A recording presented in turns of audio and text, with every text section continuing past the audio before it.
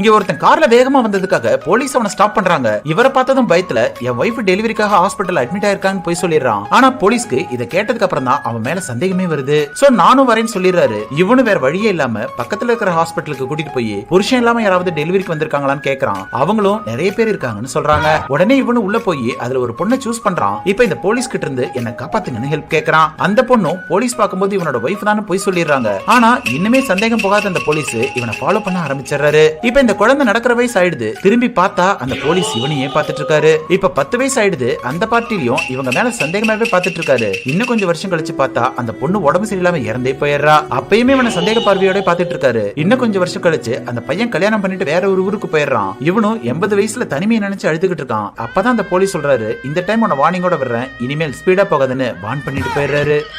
நாசமா போனவன் 80 வயசுல ஒண்ணுமே செய்யாம படுத்திருக்கேன்டா. நீ நல்லா இருக்க மாட்டடா. போடா போடா.